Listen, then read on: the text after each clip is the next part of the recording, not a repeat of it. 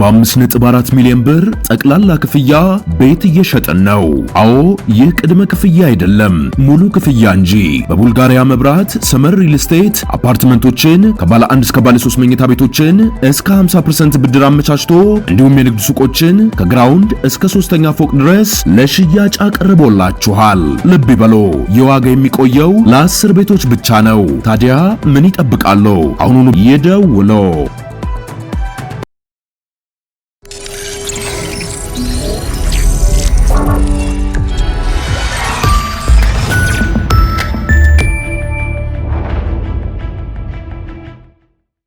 ጤና ይስጥልኝ። ይህ አዋዜ ነው። የዕለቱን ዋና ዋና ጉዳዮች እንመለከታለን። በላይ በቀለ ነኝ። አሜሪካም ድልድዮችና የኃይል ማመንጫዎችን ጨምሮ የኢራንን መሠረተ ልማቶች መምታቷ ተነገረ። የኢራን መገናኛ ብዙሃንና ባለሥልጣናት በአሜሪካ ጥቃት ድልድዮች፣ የባቡርና አውሮፕላን ጣቢያዎች ተመትተዋል ሲሉ ከሰዋል። ይህንን የመሠረተ ልማቶችን ጥቃት ተከትሎ የኢራን ሕዝብ የኤሌክትሪክ አጠቃቀሙን እንዲቀንስ መንግሥት ጥሪ አቅርቧል። በሌላ በኩል ኢራን በቀጠናው ያሉ ሄዝቦላህና ሌሎች ታጣቂ ቡድኖች ለሰፊው ጦርነት እንዲዘጋጁ ማሳሰቢያ መስጠቷ ተነግሯል።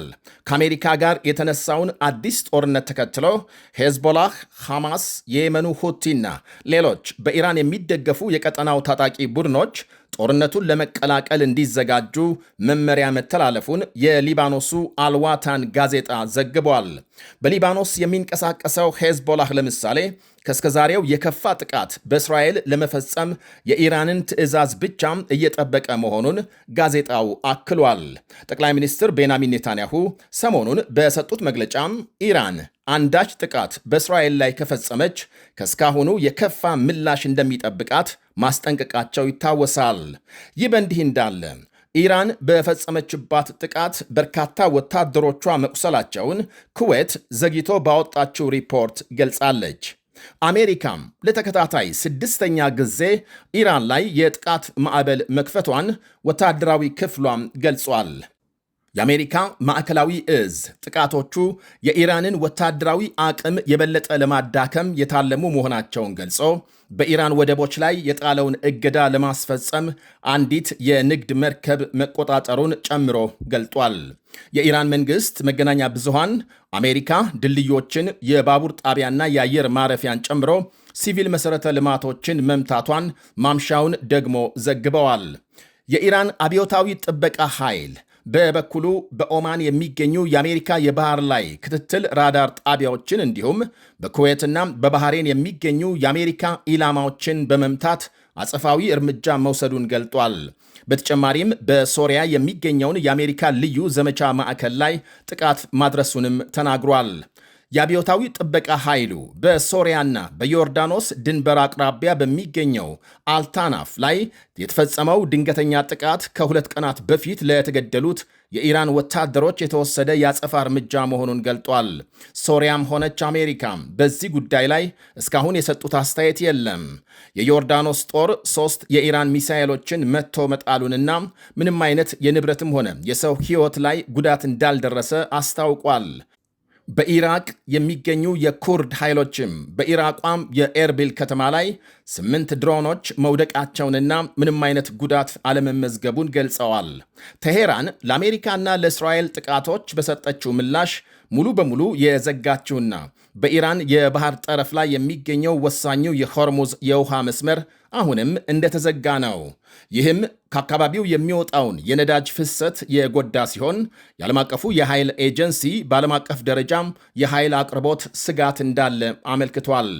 የቻይናና የፓኪስታን ውጭ ጉዳይ ሚኒስትሮች አሜሪካና ኢራን ጦርነቱን አቁመው ወደ ድርድር እንዲመለሱ ዛሬ ጥሪ አቅርበዋል። በዚህ ሳምንት መጀመሪያም የአሜሪካው ፕሬዝዳንት ዶናልድ ትራምፕ ኢራን ወደ ድርድር ካልተመለሰች ድልድዮችና የኃይል ማመንጫዎቿን እንደሚመቱ አስጠንቅቀው ነበር።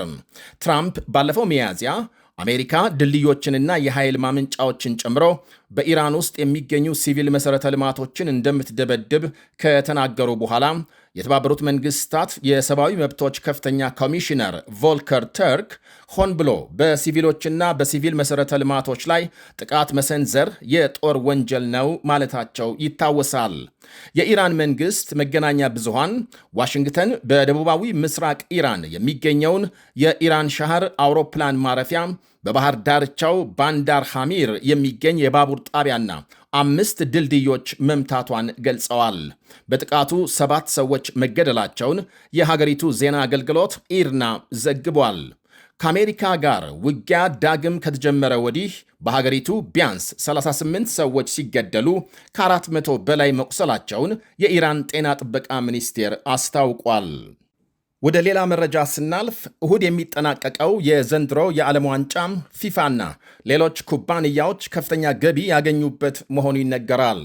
ፊፋ በዚህ የዓለም ዋንጫ 41 ቢሊዮን ዶላር ገደማ በዓለም ኢኮኖሚ የጨመረ ሲሆን ከዚህ ውስጥ 17 ቢሊዮኑ የአሜሪካንን ኢኮኖሚ እንዲነቃቃ ያደረገ ነው ይባላል። በተለይ በመስተንግዶና በሆቴል ዘርፎች 185 ሺህ የሥራ ዕድሎች በመፍጠሩ። ከዚህ ውጪ ፊፋም በግሉ በዚህ ዓለም ዋንጫ 13 ቢሊዮን ዶላር ገቢ እንደሚያገኝ ሲገመት ይህም በታሪኩ ከፍተኛ ገቢ መሆኑ ይነገራል። ባለፈው የኳታር ዓለም ዋንጫ ካገኘው የ8 ቢሊዮን ዶላር ገቢ ጋር ሲነጻጸር በራሱ ከፍተኛ ልዩነት አሳይቷል። የገቢ ምንጮቹ በዋነኛነት የቴሌቪዥን ስርጭት አንዱ ሲሆን በአሜሪካ የተላለፈውን ስርጭት መብት የገዛው የፋክስ ስፖርት ለፊፋ 485 ሚሊዮን ዶላር መክፈሉ ይነገራል። ቴሌቪዥን ጣቢያው ለ30 ሰከንድ የዓለም ዋንጫ ማስታወቂያ 300 ሺህ ዶላር ያስከፈለ ሲሆን ለአሜሪካ ቡድን ጨዋታዎች እስከ 750 ሺህ ዶላር ለማስታወቂያ አስከፍሏል። የፊፋ ሌላው ዋነኛ ገቢ የስታዲየም መግቢያ ትኬቶች ሽያጭ ሲሆን በዚህም እስከ 3 ቢሊዮን ዶላር ገቢ አፍሷል። ከማስታወቂያና ስፖንሰር መብቶች እስከ 2.8 ቢሊዮን ዶላር። ለገቢው መጨመር ዋነኛ ከተባሉ ምክንያቶች የቡድኖች ቁጥር ማደግና የጨዋታዎች መበራከት ይጠቀሳሉ። ዘንድሮ የጀርመኑ የስፖርት ትጥቅ አቅራቢው ኩባንያ ማስታወቂያ ለሰሩለት የስፔኑ ላሚን ያማል፣ ጁድ ቤሊንግሃምና ሊዮኔል ሜሲ በጥቂቱ 70 ሚሊዮን ዶላር ገደማ ክፍያ መፈጸሙ ታውቋል። በነገራችን ላይ የብሪታንያ የመጀመሪያው ቢሊየነር ስፖርተኛ ዴቪድ ቤካም በርካታ ማስታወቂያዎች በመስራት የሚታወቅ ሲሆን ከሆም ዲፖት እስከ ባንክ ኦፍ አሜሪካ ያልሰራበት ማስታወቂያም የለም ነው የሚባለው። ቤካም የአሜሪካው ኢንተር ሚያሚ ክለብ የጋራ ባለቤትና ፕሬዝዳንት መሆኑ ይታወቃል። እናም አሁን ሀገሩ እንግሊዝ በዓለም ዋንጫው ባታሸንፍም እርሱ ግን በንግድ ማስታወቂያው ዳጎስ ያለ ገቢ ማስገባቱ ይነገራል።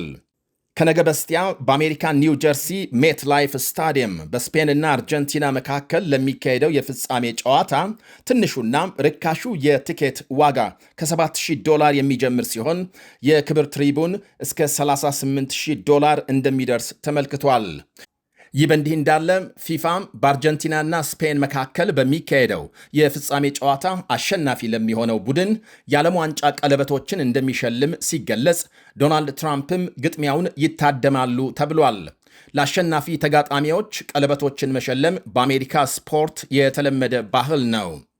እንዲሁም የዓለም ዋንጫ አሸናፊ ለሚሆነው ቡድን 30 ቀለበቶች የሚቀርቡ ሲሆን በተጨማሪ ወደ 2000 ገደማ ቀለበቶች ለደጋፊዎች ይሸጣሉ። በእያንዳንዱ ቀለበት አነስተኛ የዓለም ዋንጫና ጽሑፍ ተቀርጾበታል። ዋንጫውን ላሸነፈ ቡድን የሚያበረክቱት ፕሬዝዳንት ትራምፕ እስካሁን ከ102ቱ የዓለም ዋንጫ ጨዋታዎች መካከል በአንዱም ላይ አልተገኙም። አሜሪካ በቤልጅየም ተረታ ወይም ተሸንፋ ከመሰናበቷ በፊት ያደረገቻቸውን ጨዋታዎችንም ቢሆን አልተከታተሉም ፕሬዝዳንቱ። በካናዳ የተከሰተውን ሰደድ እሳት ተከትሎ በኒውዮርክ የሚኖረው አየር ሊበከል እንደሚችል ማስጠንቀቂያ ተሰጥቷል። ይህ አዋዜ ነው። በ5.4 ሚሊዮን ብር ጠቅላላ ክፍያ ቤት እየሸጠን ነው። አዎ ይህ ቅድመ ክፍያ አይደለም፣ ሙሉ ክፍያ እንጂ።